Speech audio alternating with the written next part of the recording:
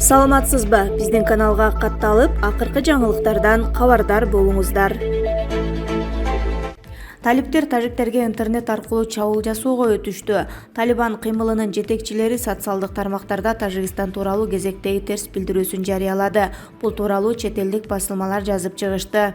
Маалымат кылайык, талиптердин өкүлү Инамулла Самангани Тажикстандын президенти Эмомали Рахмандын саясаты тууралуу оюн билдирген.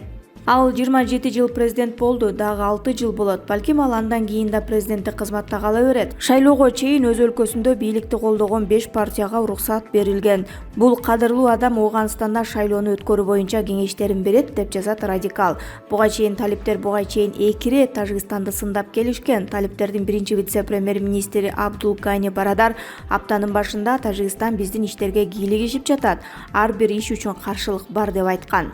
Андан кийин экинчи вице-премьер-министр Абдул Салам Ханафи Тажикстандын президенти Эмомали Рахмандын Ооганстанда жаңы инклюзивдүү өкмөттү түзүү зарылдыгы тууралуу сөздөрүн айыптады. Ал Ооганстандын ички ишине кийлигишпөөнү кеңеш кылып, антпесе ал сөзсүз түрдө реакцияга туш болоорун эскерткен. Садыр Жапаров Кыргыз сотун чыгууга кыйын болгон тегирменге салыштырды. Президент Садыр Жапаров Кыргыз сот адилеттигинин тарыхында адамдын тагдыры атайын өзгөртүлгөн учурлар болгонун билдирди. Бул тууралуу өлкө башчы 30 сентябрда Бишкекте Кыргызстандын адвокаттарынын 2-съездинде айтты. Кыргыз соту тегирмен сыяктуу, эгер ага түшүп калсаң оңой менен чыга албайсың. Мен бул тегирменге түшүп бир нече жылдар бою бардык кыйынчылыктарды башынан өткөргөн адам катары айтып жатам. Эгерде адвокаттар жок болсо, биринчиден алардын моралдык колдоосу болбогондо мен болгон нерсенин баарын көтөрө алмак эмес, деди ал. Адвокаттардын курултайына өлкөнүн аймактарынан келген жактоочулар, юристтер катышууда. Маалымат кылайык, Кыргызстанда 4000ден ашык жактоочу иштөө үчүн уруксат алган. Кутманова: мындай уятсыздыктан таң калгам, эми нес болуп отурам. Экология жана климат боюнча мамлекеттик комитеттин башчысы Динара Кутманова өзүнүн Фейсбуктагы баракчасы аркылуу Кумтөр кенинде канадалыктар тарабынан жол берилген бузуулар тууралуу фактылар менен бөлүштү. Анын билдирүүсүнө ылайык, кен байлыктын тазалоочу курулмалардын ар кайсы жерине таштандылар химиялык түзүлүштөрдүн контейнерлери, цианиттер, май чүпөрөктөр, инженердик тетиктердин калдыктары көмүлгөн. Кызматкерлердин айтымында 25 унаа көмүлгөн жана аларды табыш керек. 2012-жылы мен мөңгүлөрдө пайда болгон кара тоолорду көрүп нес болгом. Буга чейин мөңгүлөргө 1 миллиард тоннадан ашык таштандылар төгүлгөн. Мен мындай уятсыздыктан таң калгам, эми кайра нес болуп отурам. Эмне дешимди билбей турам, деп жазган Кутманова. Ошондой эле ал Сентераны коргоп жаткандарга дагы кандай факты керектигин айтып, Канадада аларга ушундай кылууга уруксат берет беле деген суроону салган. Эми биздин укук коргоо органдары экологиялык мыйзам бузууларды аягына чейин чыгарып, күнөөлөрдү жоопкерчиликке тартып, келтирилген зыянды токтоосуз ордун толтурушу керек, деп жазып калтырган ал. Шайлоо баары бир болбойт. Карасартова менен Сооронкул Кулованын аудио сүйлөшүүсү жарыяланды. Белгисиз адамдар Реформа партиясынын мүчөсү Рита Карасартованын телеграм-каналын бузуп, саясий бирикменин лидери Клара Сооронкулова менен болгон сүйлөшүүлөрүнүн жаздырууларын жарыялашкан. Анда алар алдыдагы парламенттик шайлоону талкуулашкан. Жарыяланган үн жаздырууда оппозиция өкүлдөрү Өмүрбек Текебаевдин Ата Мекен партиясы менен биригүүнү талкуулап, 28 ноябрда өтө турган жогорку кеңештин шайлоого катышуудан баш тартуунун варианттарын карап жатышат. Булак Назар Ньюс чекиткейжи. Элдар Абакиров: Фроловду Кыргызстандын Улуттук банкына жолотпош керек. Акыркы күндөрү Улуттук банктын тегерегинде болуп жаткан окуялар жакшы эмес. Мындай пикирин экономика министринин мурунку орун басары Элдар Абакиров Маралдын эфиринде билдирди. Анын айтымында, бир кишини кызматтан алып коюу, ордуна башкасын алып келүү болуп эле жүргөн нормалдуу көрүнүш. Бирок ал кишинин кызматтан кандай жагдайларда кетип жатканы маанилүү. Кумтөрдүн алтынын Улуттук банк сатып ала албайт. Сот иштери бүтө элек жатып, Улуттук банк Кумтөрдүн алтынын сатып алса, бул жалпы Кыргызстандын экономикасына, Улуттук банктын резервтерине сомго таасир этет. Ошон үчүн Улуттук банк алтынды түзмө-түз сатып албаганы менимче туура эле. Сатып алгандан баштап бизге ар кандай санкциялар киргизилиши мүмкүн. Ага жол бербеш керек. Ал алтынды башка жолдор менен сатып алып сатыш керек. Эгер Улуттук банктын төрагасы Кумтөрдүн алтынын сатып албайт деген жөө менен жумуштан кетирилсе, менин жообум ушул. Улуттук банктын алтынды сатып алуусу бүгүнкү күндө кооптуу, деди Абакиров.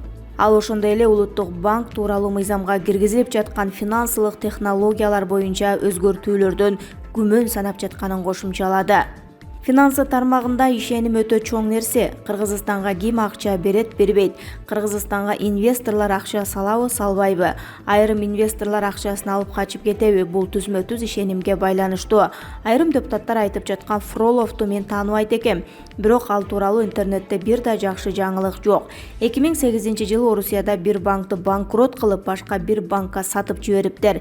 2014-жылы Орусиянын Борбордук банкы анын лицензиясын жокко чыгарыптыр. Ал мыйзамды бузуп көп жаман иштерди кылыптыр.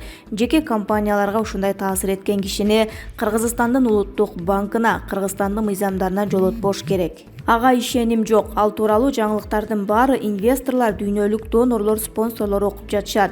Бул Кыргызстандын рейтингине жакшы эмес, деди экономист. Депутаттын баласы компанияларга 500 миллион сомдон ашык карыз.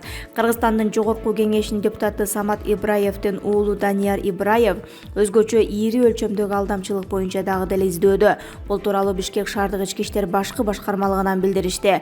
Бишкек шаардык ички иштер бөлүмү Данияр Ибраевге карата козголгон кылмыш иши жабыла электигин жана ал дагы деле тергелип жатканын айтты.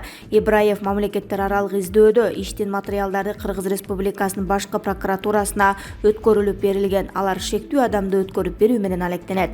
Эске сала кетсек, буга чейин шаардагы милициясы Строймер ЖЧКсынын башкы директору 1992-жылы туулган Данияр Саматбекович Ибраевден 2018-жылдын декабрынан 2019-жылга чейин курулуш арматурасын берүү шылтоосу менен 7 адамдан акчасын тартып алганын билдирген. Жалпы сумма 507 миллион 352 миң 49 сомду түздү. 2019-жылдын 24 декабрында Данияр Ибраевге алдамчылыкка шектүү катары сыртынан кабар берилген. Ошол эле күнү Бишкек шаарынын Свердлов райондук соту сыртынан баш коргоо чарасын камакка алуу түрүндө тандап алган. 2019-жылдын 26 декабрында Интерпол аркылуу эл аралык издөөгө алынган. 2020-жылдын 28 февралында ал Софияда кармалган. Изделип жаткан адамды Кыргызстанга өткөрүп берүү жарыяны башталды.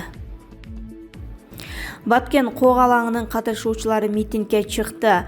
1990-2000 жылдардагы Баткен окуясынын катышуучулары 30 сентябрда өкмөт үйүнүн алдына митингге чыгышты. Аскердик укук коргоочу Анвар Сартаевдин айтымында, каршылык акциясына Кыргызстандын бардык аймактарынан аскер кызматкерлери катышууда. Алар расмий макам жана багуучусунан ажырагандар үчүн социалдык төлөмдөрдү 1 миңден 10 миңге чейин көбөйтүүнү талап кылышууда. Буга чейин алар 1999-2000 жылдары Баткен аймагында болгон куралдуу кол салууда террорчуларга каршы турган жигиттер учурда мамлекеттен колдоо албайт деп билдиришкен. Баткен окуясында 54 эр азамат каза тапкан. Куралдуу салгылаштын кесепетинен 21 адам майып болгон. Майып болгон жарандар учурда мамлекеттен 7 миң сомдук жардам алса, көз жумган жигиттердин үй бүлөсүнө болгону 1000 сом берилет. Ардагерлер бул сумма абдан аз деп эсептешет. Ардагерлер белгилегендей, учурда Баткен окуясынын катышуучуларын эске алган бир гана саамалык 26 октябрь Баткен Когалаңында каза тапкан жарандарды эскерүү күнү катары белгиленет. Ал эми көзү тирүү катышуучулар такыр унутта калды, дешет ардагерлер.